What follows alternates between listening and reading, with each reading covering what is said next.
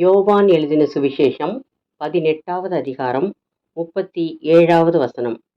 அப்பொழுது பிலாத்து அவரை நோக்கி, அப்படியானால் நீர் ராஜாவோ என்றான். இயேசு பிரதியுத்தரமாக, நீர் சொல்லுகிறபடி நான் ராஜாதான். சத்தியத்தை குறித்து சாட்சி கொடுக்க நான் பிறந்தேன். இதற்காகவே இந்த உலகத்தில் வந்தேன். சத்தியவான் எவனும் என் சத்தம் கேட்கிறான் என்றார்.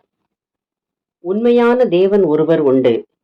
அவர் பரலோகத்திலுள்ள சியோன் என்னும் பர்வதத்தில் வாசமாயிருக்கிறார். அவர் பரிசுத்தராய் இருக்கிறது போல நீங்களும் பரிசுத்தராக வாழ்ந்தால் அவர் உங்களை அவருடைய ராஜ்யத்தில் சேர்த்துக் கொள்வார்.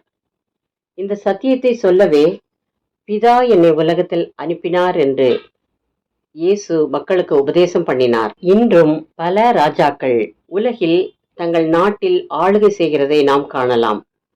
ராஜாவின் சட்டங்களை கைக்கொள்ளுகிறவர்களே அந்த நாட்டில் வாழ தகுதி உள்ளவர்கள். அந்த ராஜா அவருடைய மக்களின் தேவைகளை எல்லாம் பூர்த்தி செய்வார். ஆனால் இயேசு இந்த உலகத்தை ஆள வந்த ராஜா அல்ல, நம் அனைவரின் உள்ளத்தையும் ஆள வந்த ராஜா. அதனால்தான் அவரை ஆத்ம நேசர் என்றும் நம்மை ஆள வந்த ராஜா என்றும் நாம் அழைக்கிறோம்.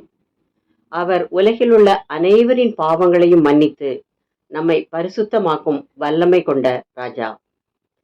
எவர்கள் தங்கள் பாவங்களை அவரிடத்தில் அறிக்கையிட்டு அவரை தங்கள் சொந்த இரட்சகராக ஏற்றுக்கொள்கிறார்களோ அவர் அவர்களுக்குள் வாசம் செய்து அவர்களை பரிசுத்த பாதையிலே நடத்துவார்.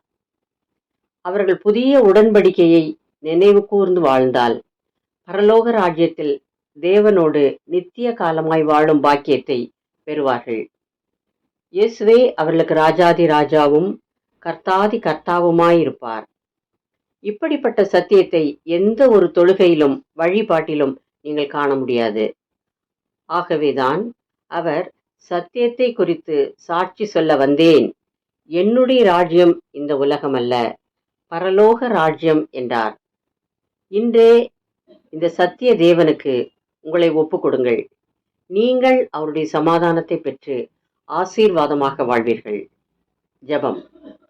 இயேசுவே, நீர் ஒருவரே சத்திய தேவன் என்பதை நான் புரிந்து கொண்டேன். உம்முடைய சத்தியத்திலே நடக்க எனக்கு உதவி செய்யும். கடைசி வரை கைவிடாமல் காத்துக்கொள்ளும்.